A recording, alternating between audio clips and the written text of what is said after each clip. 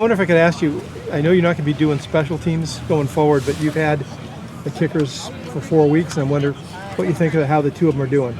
They're doing great.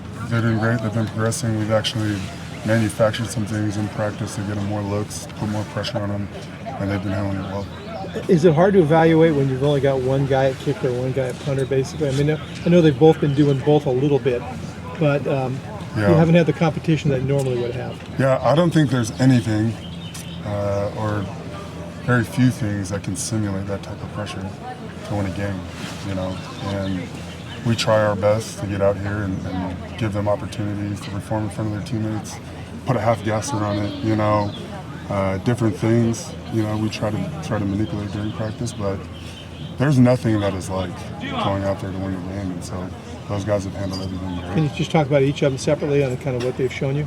Yeah, if we go back there and punt, I think can go through the roof. We just had a punter that left, and I think he ended the career leader in punt average. And so there's big shoes to fill when we got that. And then I think we've only missed one kick as we've gone throughout the spring, as far as the stuff that we've gone through every day in our field goal period. And that's an area that you really needed improvement. Absolutely. We've set records on all the other stuff.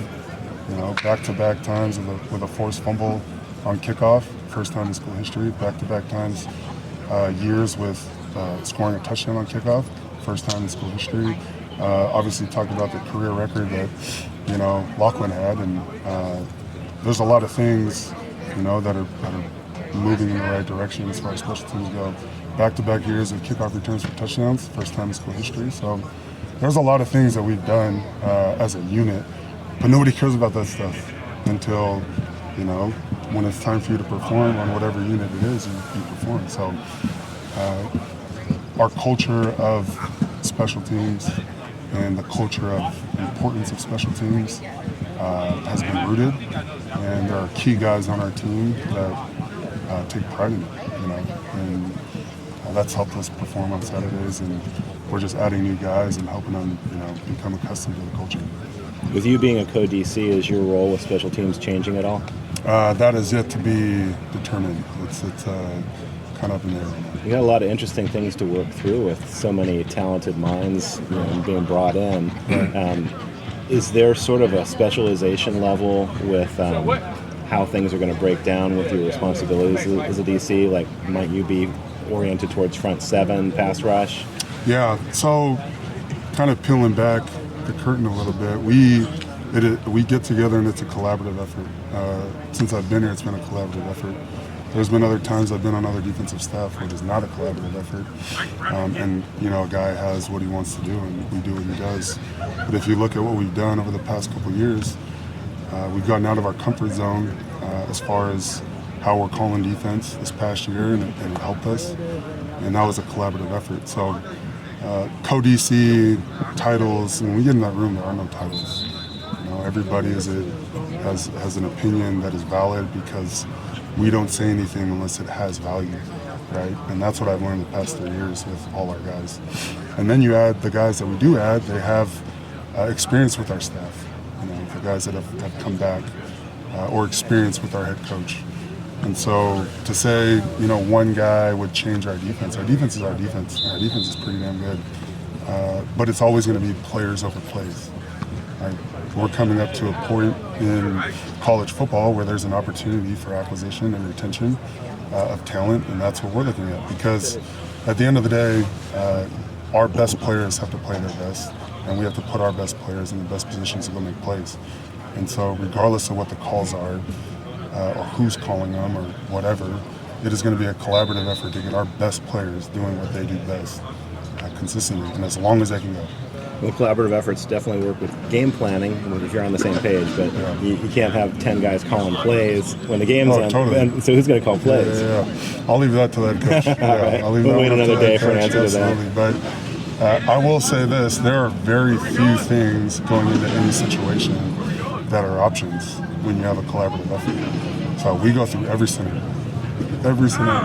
We go through backed up, we go through red zone, we go through the score's up, the score's down, like we're winning, we're losing, we're this, we're that. And that, I think, has lent itself to an identity that we have here, regardless of who's calling it. And so the identity will stay the same. What we want to do with our players is make our best players be out there in situations. We want the offensive coordinator to have to plan for our best players. And the way that we do that is making sure that they're in positions to make plays. You mentioned collaborative effort, but what does it mean to you to have that co-DC tag, added to your own title for you personally?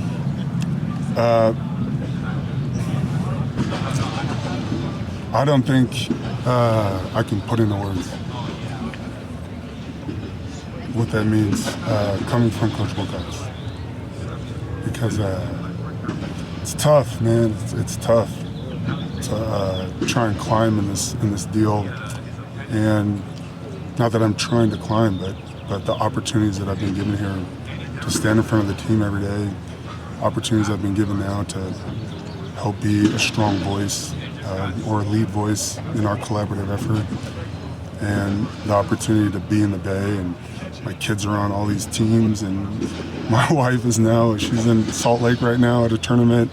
My other daughter's, with some friends at a tournament in Reno, and the roots we've built here, to see that, reciprocated on the end of Coach Wilcox is, I don't know what to say. I'm grateful, and it makes me want to work even harder and turn every stone over, because these kids deserve it. Like, these kids come out here and we coach them hard.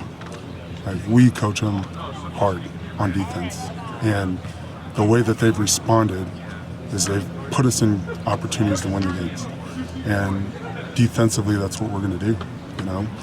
We come together. We're all going to be together. We're going to be united, and we're going to go and walk through that tunnel and step through these sidelines and run through somebody and see how many times they like it. And then we're going to go hunt the ball, give the ball back to Coach Harsin, and he's going to score. Like, that is our mindset as a unit. But to your question of what it means, like, there's very few words I could say to actually express what it means. But gratitude is what comes up.